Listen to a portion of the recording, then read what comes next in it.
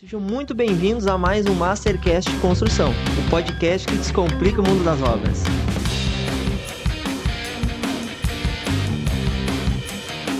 E hoje estamos aqui na primeira temporada especial, diretamente do 30º CBank em Porto Alegre. Profissionais que trabalham, com o sistema, e aí incluo engenheiros, arquitetos. Tudo são fases, tudo são processos, tudo são etapas. Desde inteligência artificial, de patologia. Porque a engenharia civil é muito ampla, né? Fui conhecendo várias pesquisas nesse último ano e... A galera jovem não quer mais entrar na área da construção civil. Então, pessoal, vamos aí. Fala, pessoal, sejam muito bem-vindos a mais um Mastercast de Construção, o podcast que descomplica o mundo das obras. Muito prazer, eu sou o Felipe Nunes e essa é a primeira temporada especial de podcast diretamente do 30º CBank em Porto Alegre. E agora a gente vai trazer um assunto muito importante. Nós vamos falar com o Rodrigo Almeida Freitas, tenente-coronel do Corpo de Bombeiros de Brasília, que vai falar sobre segurança de incêndio e também sobre os nossos veículos elétricos. Seja muito bem-vindo, Rodrigo. Obrigado. Pessoal, obrigado pela audiência. Queria agradecer o Felipe Nunes aqui por abrir um espaço para falar de construção civil, de engenharia, de arquitetura, logicamente. A população comum, eu estava falando aqui com o Felipe Minutos antes, ela está muito interessada em buscar perfis de Instagram, de nutrição, de medicina, de informática, inteligência artificial, mas a gente não vê a população comum buscando dicas, conselhos de engenharia. Então, parabéns, Felipe, por esse espaço, parabéns por fomentar a construção civil, profissional, técnica. Você está de parabéns e eu agradeço o convite. Muito legal. E aí, gente, também, tu traz um assunto que para nós é imprescindível, né, cara? Segurança contra incêndio, né? Isso é uma das coisas que a gente sabe. No dia de ontem, a gente teve um incêndio aqui em Porto Alegre, num prédio grande, no centro, né? Então, a gente sabe que é algo muito importante que, de certa forma, às vezes ele é esquecido ao longo do processo, né, na engenharia, né? E você, como um dos especialistas aí há muito tempo, quanto tempo de bombeiro você tem hoje? 23 anos. 23 anos, Rodrigo, de bombeiro. Então você já deve ter visto muita coisa, deve ter fiscalizado muita obra, né? Isso. Eu sou bombeiro militar do Distrito Federal. Uhum. Tenho 23 anos, entrei num algo que não acontece mais hoje, entrei com 18 anos. Uhum. Então, acho que hoje é bem difícil ocorrer isso, o mundo evoluiu. E participamos de muito incêndio. Lá no Distrito Federal, eu sempre lidei sou especialista na parte de segurança contra incêndio, análise de projeto, vistoria e perícia de incêndio, sempre foi o meu foco. Então a gente pegou muita coisa e é importante você falar desse incêndio de ontem aqui em Porto Alegre, que é um padrão comum de incêndio, são aquelas edificações antigas, tombadas com patrimônio, então é complicado mexê-las, fazer retrofit, e aí, geralmente, acabam abandonadas. E aí, o que ocorre? A população em vulnerabilidade social entra. Uhum. E aí, esse local fica um local ali sem muitas prevenções, eles usam lenha, usam gás de maneira livre, deliberada. E aí, o que ocorre? Fica um local perigoso, um local que não tem compartimentação, não tem parede. Então, eles usam ali vários elementos e acaba tendo incêndio nessas edificações históricas que não estão ocupadas legalmente. Então é bem comum isso entre os urbanos e tem um problema da propagação para as edificações laterais. Sim. É um desafio a ser vencido.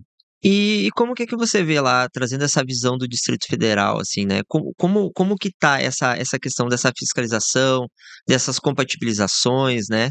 Como é que tá essa evolução nessa estrutura lá aí no Distrito Federal? Pois é, depois do incêndio da Boate Kiss, Uhum. tivemos uma lei federal e aprimoramento das leis estaduais e até leis municipais. A legislação, eu gosto de falar, ela sempre está atrasada em relação ao mercado, Uhum. porque o mercado é muito dinâmico, a tecnologia é muito dinâmica.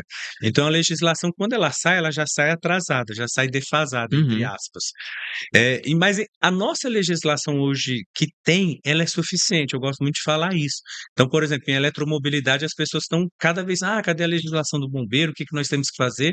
Não, hoje você tem a legislação, hoje você tem que ter um projeto de segurança contra incêndio aprovado no bombeiro e você tem que ter a vistoria. Uhum. E um profissional para fazer manutenção ali. Então, se você tem esses 3 requisitos, você tá fera, você tá bacana, você tá cumprindo a norma, não precisa se preocupar com outras coisas. Então, a legislação volta muito para isso, para esses 3 itens, né. Mas a legislação tem evoluído a cada dia mais, principalmente com a tecnologia, são materiais novos, muitos materiais derivados de petróleo, e conforme os incêndios vão ocorrendo, as estatísticas vão apontando novos incêndios ou novos padrões de incêndios, ou novas tendências, a legislação vai acompanhando também. Sim, conforme os sinistros vão acontecendo, a legislação tende a se atualizar. A gente sabe que tem Isso, uma burocracia, então tem uma lentidão até que isso ocorra, né? isso. Mas sempre a legislação vigente, se ela for cumprida e as seguranças forem aplicadas, né, forem bem feitos os projetos e cumpridos, os requisitos mínimos, eles já são suficientes para mitigar os problemas, os riscos, né? E isso é muito importante que você falou, Felipe, que é cumprir o que há hoje. Então, hoje, se você tem um projeto de instalações de incêndio aprovado, projeto de incêndio, você tem a vistoria do bombeiro e você tem um profissional de confiança ali fazendo manutenção, verificando, você está muito bem. É isso que você precisa fazer. Assim, você não precisa reinventar a roda, você não precisa de uma técnica nova, inovadora. É isso, são esses 3 requisitos. É exatamente isso que você falou. E o Rodrigo traz uma coisa muito legal, que foi o mini curso que ele trouxe para nós aqui, que é falando sobre eletromobilidade, né? Os veículos elétricos, motos, monociclos, né? Então é algo novo que vem surgindo, ainda já é algo que está há bastante tempo para nós, mas ainda é algo muito novo, né? Principalmente nessa questão de quando acontecer um sinistro, né? A gente sabe que aí começam a se criar várias histórias das baterias, né? Dos carros, enfim. Acho que é importante a gente ir contar um pouquinho, explicar esse processo para o pessoal, né? Eu acho que é importante a gente falar aqui de eletromobilidade, Uhum, do que é, a gente pode introduzir, depois a gente falar das ameaças e vulnerabilidades e os riscos, né? perfeito. E de mitos de eletromobilidade também. Eu começo a falar que eletromobilidade não é só veículo elétrico, as pessoas estão muito preocupadas com veículo elétrico, mas tem a microeletromobilidade, que são monociclos, Uhum. patinetes elétricos, bicicletas elétricas, temos motoelétricas também. No ambiente de segurança do trabalho, tem, por exemplo, aqueles veículos que os segurança dos shoppings usam, Ah, os carrinhos, aqueles. alguns chamam também de monociclo, eles Uhum. são elétricos, temos as empilhadeiras elétricas, então a eletromobilidade está presente no nosso dia a dia. Sim, vem crescendo cada vez mais. Até nem sabia que já Isso, tinha empilhadeira, né? isso, empilhadeira elétrica, Que tem. legal. E aí as pessoas hoje, elas estão muito preocupadas com as ameaças da eletromobilidade. Quando a gente fala de defesa civil, ou num curso de segurança do trabalho, a gente sempre divide o risco em 2 faces: ameaça e vulnerabilidade. O Uhum, que é ameaça? É aquilo que você não controla. Eu gosto muito de comparar com o Covid. O uhum, vírus do Covid a gente não controla, o da gripe, da influenza. A gente não tem como eliminar ele. uhum, Agora, como reduzir nossa vulnerabilidade? Máscara, afastamento social, vacina, uhum, tomar vitaminas, tomar sol, não se estressar, comer bem, dormir bem. uhum, Isso são coisas que você está dentro da sua autonomia. uhum. E o incêndio é igualzinho, o incêndio é similar. Tem coisas que você não controla. Por exemplo, princípio de incêndio, se vier alguém jogar um coquetel molotov na sua edificação, você não controla isso. Mas o que você controla? A sua vulnerabilidade, a sua exposição, suas instalações prediais prontas para reagir a um incêndio. E a eletromobilidade é bem próximo disso, que você não controla a bateria, você não controla como o usuário está conservando o seu patinete, você não controla se ele está usando um cabo correto ou não, muito Uhum, difícil de eu controlar isso. Você não controla se ele bateu num quebra-mola, se ele sofreu um impacto mecânico, danificando a bateria. O que você vai controlar, então? Suas instalações prediais, a sua exposição àqueles riscos. uhum. E hoje isso já vai vir uma norma específica para isso. O Isso. pessoal já está trabalhando nisso, porque aí tem que fazer adequações para poder ter um controle maior de quando acontecer um sinistro, por exemplo, um incêndio em um veículo elétrico. Isso, perfeito. Temos a diretriz nacional, que foi um passo importante, Uhum, que reuniu o comando dos 27 bombeiros das unidades da federação, discutindo eletromobilidade. Foi um passo novo, inovador, muito bacana, para sugerir um esqueleto de norma nacional. E é Ah, importante dizer que não é uma lei, não é obrigada a cumprir. É uma recomendação, é uma orientação para cada bombeiro desenvolver. uhum, Às vezes há uma crítica nesse sentido, nós temos uma legislação estadual, e não consolidada nacional, mas em países continentais que nem o Brasil é comum ocorrer isso. Nos Estados Unidos é bem semelhante. A gente tem a NFPA como um padrão nacional, Sim. mas cada bombeiro tem sua regionalidade na sua legislação. Uhum. Em Portugal, países pequenos europeus, é tranquilo fazer uma norma nacional, mas continentais é difícil. E aí a diretriz vem nesse sentido, de trazer orientações para o Brasil todo. E a diretriz ela é muito acertada quando ela foca na vulnerabilidade, em reduzir vulnerabilidades de instalações prediais, e não se preocupar com bateria, com veículo elétrico. É o seguinte, eu estou preocupado em como minha edificação vai reagir em um potencial incêndio em veículo, Uhum. inclusive seja ele eletrificado ou a combustão, ou até mesmo hidrogênio, que também Uhum. temos. Sim. Hoje, tu acredita que hoje, seguindo o que já temos de normativa, ainda é possível fazer esse controle? Felipe, mais um comentário acertado. Por quê? Porque hoje o pessoal está assim. Eu encontro muitos síndicos, colegas, recebo demanda no WhatsApp de engenheiros, de arquitetos, colegas, falando assim: quando que vai sair a norma de veículos Uhum. elétricos? Quando vai sair a norma de pontos de carregamento? Eu falo: olha, hoje nós temos norma. Hoje você tem que cumprir as medidas e sistemas de segurança contra incêndio, aprovar no bombeiro, fazer vistoria e fazer manutenção. Eu sei que é meio repetitivo eu falar isso, mas isso é o que importa. Aí eu falo assim para alguns colegas: essa edificação que você está atuando hoje, ela tem projeto de incêndio e vistoria do bombeiro? Não, eu acho que não tem. É. Então, para que você quer uma norma nova, se Sim. você não cumpre nem a atual? Sim, se não tem tem 10 passos para cumprir, mas eles querem o 11º. Que nem existe ainda. Isso. Exatamente. Entendi. Essa é a análise. Você tem várias coisas para fazer hoje, Uhum. mas aí o pessoal está preocupado com a norma no futuro. Eu sei que para quem instala, para quem vive de eletromobilidade, essa norma é importante, é legítimo querer antes. Uhum. Mas para os síndicos, proprietários de edificações, gestores, é importante cumprir o que já temos. Isso é muito importante, cara, porque o básico bem feito é muito mais importante do que tu querer incrementar, querer modelar alguma coisa a mais, né? O feito é melhor que o bem feito que não foi feito, né? É verdade, é verdade. Contraditório, mas é isso, né? E, eu tenho umas dúvidas assim, a questão Vamos lá. do combate a incêndio, né? O combate a incêndio no veículo elétrico, que particularidade ele tem para o pessoal que está em casa? Ele tem algo diferente? Tu precisa ter uma ação diferente no veículo elétrico que você não teria num veículo comum, por exemplo? Perfeito. O veículo comum seria o veículo A a combustão. combustão. Isso. Temos veículos a hidrogênio não é comum, então a Uhum. gente pode focar nesses dois. Tá. Os veículos modernos, e a NFPA eu acho que ela é muito acertada, ela gosta de tratar de garagem com veículos modernos, ela não diferencia veículos a combustão de eletrificado. Ah, E até por causa, de repente, dos híbridos. isso, A gente tem muito perfeito. híbrido, entendi. E aí Modernos, faz isso, aí sentido. ela fala de modernos, um gráfico que ela apresenta é muito bacana, a quantidade de plástico nos veículos modernos. Uhum. Então é plástico no para-choque, antigamente era de ferro, Sim. é plástico nos painéis, nas portas, então é muito plástico. Então o plástico em veículos modernos cresceu muito. Plástico é derivado do petróleo, pega fogo com facilidade, Uhum. produz fumaça tóxica e libera energia, calor. Sim. Esse é o risco. Então, a queima, a combustão de um veículo eletrificado, de um veículo comum, a combustão, é similar. Gente, isso é fato. Uhum. Não temos dúvida nisso. Tá, Qual é o problema do veículo eletrificado? É se o incêndio atinge a bateria. entendi. E aí, se o incêndio danifica, degrada ou atinge a bateria, aí nós temos um incêndio diferente, vamos colocar assim, um incêndio com diferente impacto.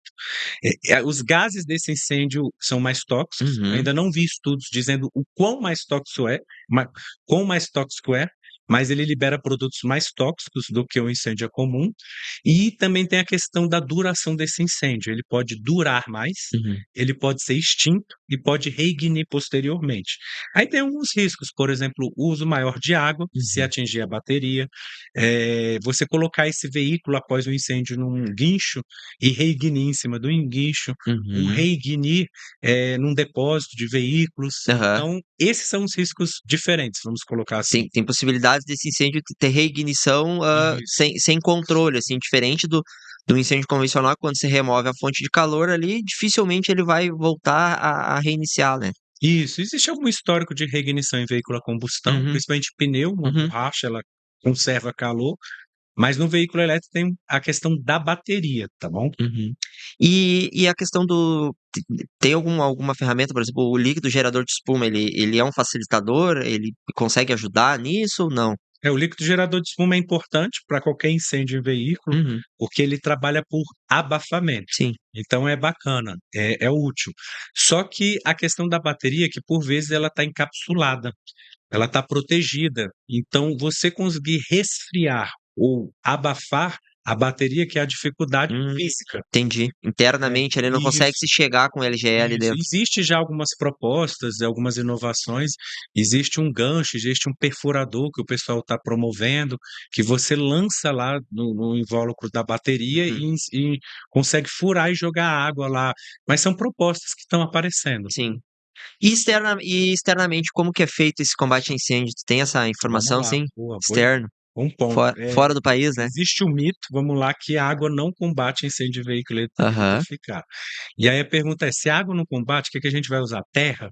Então a água combate sim. A água é o meio de resfriamento Mais mais eficaz. fácil, mais barato ou menos caro, podemos colocar assim, mais próximo dos bombeiros. Então o bombeiro vai utilizar água e vai apagar esse incêndio com água. Isso é um fato. E aí, o que se faz? Resfriamento. Você trabalha para o resfriamento do veículo que está ali, eventualmente, em combustão, tá bom? Existe propostas como a manta térmica. Uhum. Essa manta é uma manta que cobre o veículo, é apropriada para isso. Você então abafa o veículo completamente, é como aquela panela que pega fogo, você coloca um Cobre. pano. Isso. E é um mecanismo, sim, válido, legítimo, técnico, mas, entretanto, algumas pessoas têm pensado assim, eu sou síndico de um prédio, eu vou comprar uma manta para, se tiver um incêndio de veículo, eu vou usar. Não, isso está errado, porque a manta, ela demanda que o operador esteja protegido, com Sim, EPI, sim. porque ele vai se aproximar do veículo incendiado. se ele está- Principalmente proteção respiratória por causa dos gases, né? Exato. Então o pessoal fala assim, não, por exemplo, aqui no meu shopping eu tenho brigada. Uhum. A brigada tem EPI, então eu vou comprar a manta para a brigada utilizar a manta. Tá, mas e a E proteção a respiratória? EPR dificilmente eles vão ter treinamento Isso. ou vai estar à disposição ali, né? Porque aí você não é só a manta, é o treinamento para usar a manta, porque a manta, para ela ser usada, ela tem que cobrir completamente o veículo, fechar frestas, então os bombeiros pisam, colocam ela para dentro. Você não pode ter entrada de ar pelo fundo, Sim, ali para entre a manta e o asfalto. poder retirar o oxigênio daí. Isso, exato. E aí você não vende a manta, você Uhum. vende a manta mais treinamento. Uhum. Só que para usar a manta, você tem que ter funcionários treinados, Uhum. com bota específica para combate a incêndio, Aham. roupa de aproximação, Sim. luva, balaclava, capacete e E proteção respiratória e treinamento para usar tudo isso. tem que Então ser, não é tem simples. que ser um bombeiro completo. Exato. São equipes treinadas com EPI completo para usar a manta. Então a manta não é a bala de prata. Uhum. Esse o primeiro mito a água combate incêndio em veículo, eletrificado ou qualquer outro. Segundo mito, a manta não é bala de prata. Uhum. A manta tem uma boa solução que é a contenção do incêndio. Então, por exemplo, a bateria começou a soltar fumaça. É uma boa aplicação para a manta, Uhum. colocar ali a manta no veículo. Outra, tem um incêndio em veículo. Eu posso usar a manta nos veículos próximos, para Uhum. não deixar propagar o incêndio. É Sim. outra boa aplicação da Sim, manta. não deixa irradiar para os demais veículos, né? Isso, perfeito. Faz uma proteção ali, né? Isso. Barra o calor, né? De acessar os outros. Isso, perfeito. Aí eu acho que a gente podia entrar num assunto que é muito importante a gente conscientizar, que é o tal do extintor verde. O Boa. que ocorre? Tem sido divulgado extintor verde para veículos eletrificados. Ele é verde. Aí vamos falar de que é um extintor. Hoje um extintor vermelho, ele tem agente extintor água, CO2 ou pó para extinção de incêndio. São Uhum. basicamente esses 3 agentes extintores. E ele tem uma certificação no Inmetro, ele cumpre a ABNT, as regras das NBRs, a 15.808, 15.809, a 12.692, se eu não me engano, proteção por extintores. Vamos só fazer um adendo. Vamos só explicar para o pessoal os 3 tipos, só para o pessoal se situar, o pessoal que está em casa. Porque tem muita gente que ainda vê o extintor na parede, mas não faz a mínima ideia de o que é cada extintor. Tem o menor, tem o maior, né? Isso. Só vamos A gente brevemente. pode dividir o extintor em 2 grupos. O Uhum. extintor portátil, Certo? que é ali 6 quilos, 10 quilos, Uhum. e o extintor sobre rodas. O extintor sobre rodas, ele tem um jato de maior alcance, Uhum. um jato de maior duração e um jato com maior capacidade extintora. Ele consegue apagar mais incêndio. E o extintor portátil, ele tem um jato apropriado para incêndios menores, um alcance menor. Para mas um princípio de incêndio, né? Isso. Lembrando que todo extintor é para princípio de incêndio. Perfeito. Se eu tenho um incêndio desenvolvido, o extintor não vai servir. Isso. Então temos esses dois extintores. E dentro dos extintores desses dois, nós temos as classes, ou seja, determinado extintor apaga fogo, incêndio em sólidos, em líquidos ou gases, ou em equipamentos energizados, e tem um mais raro que são metais perofólicos, a classe D. Então, o extintor tem que ser específico. Por exemplo, um erro comum, importante até ser tratado desse assunto, é colocar extintor de água em cozinha. Isso, no óleo, né? Isso, nós temos alguns princípios de incêndio em óleo, e aí quando você joga o extintor de água, inclusive um hotel lá em Brasília famoso, passou por esse incêndio, a frigideira era uma banana flambada, o incêndio passou ali na frigideira, e tinha um extintor de água na cozinha. Então o cozinheiro pegou, ele deu um jato compacto ali na lâmina de óleo, e tem dois problemas. Esse jato compacto joga o óleo incandescente para longe, e a água, quando entra ali na frigideira, se ela atingir 100 graus, que é muito comum, ela entra em evaporação violenta e empurra esse óleo inflamado para longe, propagando o incêndio para todas as direções. Ela quase que explode, né? Tem muito vídeo que quando o pessoal usa o extintor incorreto, quando ela bate no óleo, espalha aquela chama toda e aí explode aquela nuvem de fumaça, né? De gás ali. Isso, e é muito comum, tem vídeos de lanchonetes que a fritadeira pega fogo, e aí o operador ele vai e joga um balde d'água, aí tem aquela pseudo-explosão, aquela nuvem de fumaça negra e fogo, as pessoas se queimam, logicamente, e propaga incêndio se tiver combustível. Sim. Então tem essa questão do extintor, e ele segue normalizações da ABNT, do Inimetro, e ele tem a capacidade extintora. Ele apaga um incêndio desse tamanho, e ele tem também a questão da classe. É para sólido, é para gás, é para metálico perifórico. Aí o extintor verde. A gente vai no extintor verde, eu entrei em diversos manuais, catálogos técnicos de extintor verde, eles não têm isso. A pessoa não afirma o quanto de incêndio ele apaga, não tem um teste, nem que seja um teste informal. Tem os testes normativos e tem testes informais que são válidos. Ela não informa a capacidade extintora, não informa qual a classe, para que ele serve, é para sólido. Não tem certificação do Inimetro, até aí tudo bem, porque o Inimetro não abrange tudo. Não tem norma da ABNT, até aí também pode ser um produto inovador, mas não tem nenhuma norma de referência, uma certificação da UL, de alguma certificação independente, sabe? Pintaram um extintor de verde e denominaram que era para carro elétrico. Isso, aí eles vêm falando assim, que esse extintor verde é para baterias, ok, para bateria de celular, pequenas baterias, esse extintor pode ser útil, ele usa agentes encapsulantes, bacana. Tá. Aí para extintor de micromobilidade, patinete, aí eu já começo a pensar, tem teste, tem vídeo, tem demonstração, tem alguma certificação? E aí o grande erro, alguns catálogos técnicos desses extintores vêm lá, extintor para veículo elétrico. Isso é mentira, pessoal. Isso daqui eu afirmo, tá bom? É um fato. Não existe extintor para veículo elétrico. Não existe, tá bom? Não existe na Europa, não existe nos Estados Unidos. Existem alguns produtos sendo pesquisados, mas extintor verde não combate incêndio de veículo elétrico. Isso é fato. E não, isso é muito importante a gente trazer, e principalmente esse alerta. Pô, o Rodrigo são 23 anos de bombeiro, então é uma vasta experiência e realmente está dizendo, não é alguém que começou ontem, né? Então daqui a um pouco o pessoal vai incorrer nesse erro e vai acabar se machucando, vai acabar tendo um acidente maior, né? Achando que aquele extintor vai resolver esse problema e realmente Exatamente. pode ser que até dê solução, mas não é apropriado para isso. Isso. Ele pode até funcionar se o incêndio não atingir a bateria, atingir um estofado, um componente plástico de veículo elétrico, veículo a combustão. Um pequeno princípio. E aí, o que ocorre? Alguns síndicos, o morador, ele quer um ponto de alimentação elétrica. Então ele vai no síndico e fala, vou instalar. Aí o síndico, e agora o que eu vou fazer? Tem síndico comprando esse extintor e posicionando, alocando nas edificações. Esse extintor hoje no mercado está mais ou menos R$2.000. Nossa, altíssimo. O outro extintor é R$150, R$200, extintor de pó para extinção de incêndio. Então, assim, 10 vezes mais. E não vai te proteger de nada. Às vezes até o extintor de pó para extinção de incêndio reage melhor. Se ele tivesse 10 extintor de pó, seria de repente talvez mais tivesse a redundância de mais extintores ou um extintor maior, né? O problema de ter 10 extintores é porque a capacidade de extintor aumenta e você tem razão. Talvez fosse melhor. Assim, mas na situação de incêndio ruim é conseguir 10 operadores para atacar junto. Ou talvez mas a sua comparação foi isso, válida. ou um extintor maior também, né? Com mais capacidade, né?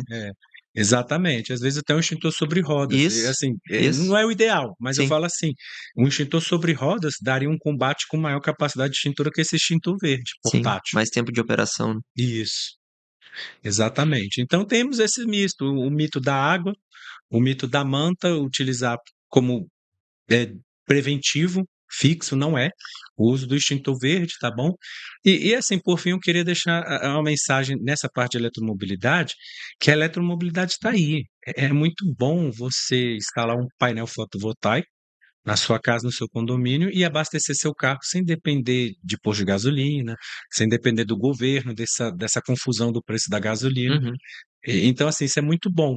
A eletromobilidade veio para ficar. Os síndicos não devem proibir, eu vou proibir tal morador. Os síndicos devem fomentar a segurança contra incêndio. Contrata um engenheiro aí, um profissional, um arquiteto, faz seu projeto de incêndio, faz a sua vistoria e instala com segurança os pontos de alimentação. E não tem como proibir, isso daí vai ser a realidade. Sim. E principalmente ter um ponto de atenção é na questão da instalação dos carregadores, né? Isso. Porque são principalmente os carregadores que são híbridos, que usam a energia direto da placa fotovoltaica, ou os que usam a energia direto da rede, né? Eles precisam de uma instalação e de um projeto específico, né? Eles não Isso. podem só o pessoal ir ali e pegar um ponto que tenha sobrando na garagem, ou um ponto que ficou de espera de alguma tomada e fazer adaptar, né? Ajustar ali, a famosa T, né? A famosa gambiarra, o ajuste técnico ali e pôr para funcionar, né? Eu gosto de falar um pouco, comparar com o celular, a eletromobilidade com ar-condicionado. Por quê? Porque às vezes você vai comprar ou alugar um apartamento, e aí o corretor, ou a pessoa lá que está vendendo, fala assim: olha, esse apartamento tem ar-condicionado em todos os cômodos, é muito bom. Aí quando ele fala isso, quando estou analisando, eu falo, vamos no quadro de distribuição, aí eu abro o quadro, aí tem 3 disjuntores. Hum. Ar-condicionado, ele demanda um circuito exclusivo do ar até o quadro Uhum. e um disjuntor exclusivo para Isso. cada para cada aparelho. Então, quando você não faz isso, você sobrecarrega o circuito, esse circuito vai aquecer, se ele aquecer demais, pega fogo na cobertura, na isolação dele, e gera um incêndio ali. Então, não é vantagem, nem sempre. Tem ar-condicionado em todos os cômodos, às vezes é um perigo. E o veículo elétrico é bem similar, por quê? O que ocorre? Você tem que ter, para esses pontos de carregamento, um circuito dedicado, exclusivo, com disjuntor exclusivo. Além disso, algo que tem que ter em toda instalação elétrica é o DR e o DPS, que é dispositivo de proteção contra surtos, e o DR, que é o disjuntor diferencial, residual, que protege você contra um choque, ele percebe fugas de energia, se você encostar ali indevidamente, tiver uma fuga de energia, ele vai desligar o circuito. Então, esses são pontos mínimos importantes que tem que ter, tá bom? Então, não é simplesmente você puxar um fio e colocar ali. E isso porque, querendo ou não, é energia, né? E o carregador para o carro elétrico, ele faz uma conversão, né, e aumenta a amperagem, porque a bateria precisa de uma determinada carga, né? Para Isso. fazer o carregamento. Existe vários modos de carregamento, são 4. Uhum. Então tem o modo 1, 2, 3, 4. O modo 1 é o modo mais devagar, que pode demorar até 8 horas para carregar um veículo, e aí tem essa conversão, e o modo 4, e o modo 1 tem menos proteção. O modo 4 é o que tem mais proteção, usa corrente contínua, Uhum. que é exatamente o que você falou, e ele é bem rápido para carregar o veículo elétrico, né? Até relatos de 8 minutos para carregar um veículo elétrico. Nossa. Só que aí o que ocorre? Você vai ter que ter mais proteção. Aham. Então, tem essa diferenciação mesmo. E aí, se aproveitando falar desse assunto, é importante falar que a bateria é segura, Uhum. que se você fizer as instalações prediais da forma correta, é seguro o Uhum. carregador, a infraestrutura de carregamento, tá bom? Mas o veículo elétrico é como esse celular aqui. Ele tem uma bateria, tem um cabo de carregamento e tem a tomada, o plug. Então, o plug tem que estar em conformidade, o cabo e a bateria. Qual o risco do veículo elétrico? É quando você usa um plug irregular, um cabo sem rastreabilidade e faz modificações na bateria. Então, qual é o risco que nós vislumbramos, estimamos como bombeiro? Uhum. As pessoas começarem a comprar cabos e plugs em sites que não dão certificação, não dão confiança, que provavelmente vão ser mais baratos. Hoje a gente consegue encontrar um cabo para celular aí de 5 reais, né? Já tem cabo de R$ 1, você acha. Sim. E carregador também de R$ 10, conjunto cabo, e é muito barato. Uhum. É lógico que esse cabo vai ter problemas. É lógico que esse cabo não vai te dar o mesmo nível de proteção de que um cabo original da Samsung ou da Apple que vem no seu celular. Faz muito sentido isso, porque a tendência é que esse custo, depois, a longo prazo, como o veículo elétrico ele tem um custo alto, né? Médio alto, né? Comparado com um veículo a combustão, posteriormente isso vai dar manutenção, principalmente em carregadores públicos, né? Isso. Então, tem as centrais de carregamento, shopping, né? Dificilmente, ou até principalmente carregadores públicos em edificações, né? Vai ter lá os totens de carregamento e tal. Daqui a pouco, essa manutenção é que é o risco, né? Isso. Eu tenho um colega que ele comprou veículo eletrificado. Aí o que ele faz todo dia? Ele não tem condições de carregar no condomínio dele. Aham. Aí ele vai no mercado, deixa o carro dele no mercado carregando, pega o metrô e vai trabalhar e volta e pega. Ah, Eu entendi. falei, poxa, mas aí Não perdeu fa- um pouco o sentido, não né? Porque é um desconforto. E o risco é esse, né? Esses carregadores públicos, eles vão sofrer um desgaste ali e não tem problema. É só você fazer a manutenção, trocar por um certificado, com rastreabilidade. Uhum. Mas o problema é quando você começa a improvisar. E aí a gente, como bombeiro militar, estimamos no futuro um risco maior de incêndios em veículos eletrificados. Não pelo fabricante, não pela bateria, não pela tecnologia, mas pela negligência e imprudência dos condutores. Por exemplo, hoje, quando a gente compara com veículo a combustão, tem incêndio, porque não tem manutenção, o cara negligencia vazamentos hidráulicos, vazamentos de combustível, o cidadão não faz manutenção, tem luz acesa no painel, ele não para verificar. Então tem todos esses problemas, faz manutenção irregulares, e aí a gente estima no futuro, quando as pessoas deixarem de fazer as manutenções de garantia, Sim. em 5 anos, O envelhecimento da frota que vai se tornar um risco. e também os serviços em oficinas não credenciadas, não cadastradas, em oficinas com imperícia, a pessoa não tem a plena capacidade. Tem um vídeo no YouTube meio assustador, que eu não sei se é no Brasil, mas é uma oficina, o cara no meio da rua, ele tira a bateria e ele está na rua mexendo na bateria com a chave de fenda, a bateria de um veículo. Então, assim, a gente se preocupa com isso no Uhum. futuro. Dessas Sim. manutenções irregulares, a manutenção inadequada e também da manutenção insuficiente, tá bom? Mas, novamente, é preciso falar que o problema não é a tecnologia, o problema não é o fabricante, o problema é a negligência. Sim, o que se faz com essa tecnologia, né? Isso, Até porque essas normas, tudo, essa fabricação, todas cumprem normas internacionais, né? isso. E é muito similar em veículo a combustão. A gente tem incêndio de veículo a combustão devido Uhum. a esses fatores. Eu vou dar um exemplo aqui, um incêndio a veículo a combustão que eu peguei. O cidadão comprou um carro e foi roubado 2 vezes. Uhum. Como é que o ladrão roubava? Ele forçava ali o capô, né? Abria e desconectava o cabo da bateria. Uhum. E aí ele quebrava o vidro e roubava. E aí o alarme não disparava quando ele desliga a energia da bateria. Aham. Aí o cidadão foi no mecânico, o mecânico falou: não, eu tenho um problema para sua solução. Eu vou pegar, vou instalar uma placa metálica em cima da bateria. Ah, que beleza. E aí o ladrão não vai conseguir desconectar. Beleza, resolveu o problema do alarme, né? De não desconectar a energia. Aí ocorreu? Ele foi estacionar, subiu no meio-fio, ele foi estacionar no gramado, e aí deu aquele impacto. Quando ele deu impacto, essa placa bateu nos polos da bateria, não tinha aquela E proteção. fechou o contato. Fechou contato, gerou uma faísca, gerou um ponto de aquecimento, o veículo pegou fogo. Então, o que nos preocupa são essas modificações com imperícia, né? Sem conhecimento técnico. A pessoa é a solução mais natural, não consigo mais mexer no polo da bateria. Mas a cada impacto de um quebra-mola, de um buraco, eu Sim. estou fechando curva, estou fechando contato. Solução ruim, né? E aí o problema é fazer isso no veículo elétrico. E, novamente, isso não é culpa da montadora, do fabricante, da tecnologia. Muito legal. Rodrigo, eu quero te agradecer. Muito importante poder trazer.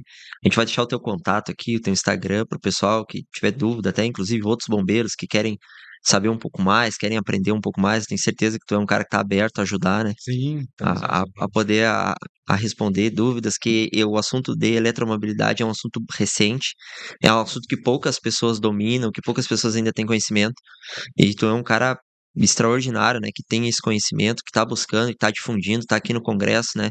Deu mini curso, deu tudo. Então, cara, foi um prazer, né? Parabéns, né?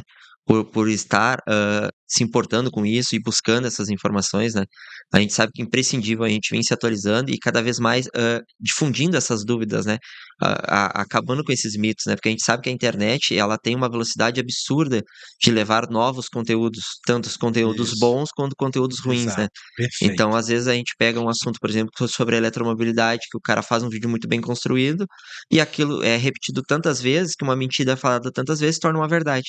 E aí a gente começa a entrar nesses mitos. O pessoal começa a falar que é perigoso, daí começa a falar que tem que ter esse extintor, e às vezes o pessoal compra aquilo por verdade porque tá tão difundido e tá tão. Se enxerga aquilo tantas vezes que acaba se tornando uma coisa errada, né? Exato, exato. É importante difundir esses mitos como Uhum. verdades e também os fatos positivos que a água combate. Queria agradecer você, parabéns pelo podcast, parabéns pelo fomento da construção civil. Isso é muito importante no nosso país, divulgar a construção civil, divulgar boas práticas. Eu te agradeço como engenheiro civil. Eu que agradeço. Também faço aqui a propaganda dos corpos de bombeiros. Os corpos de bombeiros, todas as normas vão para consulta pública e às vezes a sociedade critica a norma. Lembrando que nossas normas geralmente estão um padrão abaixo dos países de vanguarda, Estados Unidos e Europa, Uhum. mas mesmo assim é muito criticada. E sejam bem-vindos a criticar. E aí eu quero fomentar junto à população participar das consultas públicas de normas do bombeiro, que é o momento que o bombeiro vai acolher ali a sua demanda, vai colher a sua crítica. Se for muito rigoroso, ou se você achar que está menos rigoroso, é o momento do bombeiro deliberar em cima da sua crítica. Então, Sim. a gente vai viver um momento muito intenso agora de consulta pública de veículo eletrificado. Então, eu fomento aí junto à população, à sociedade civil e especializada, que participe, critique, mande demandas, tá bom?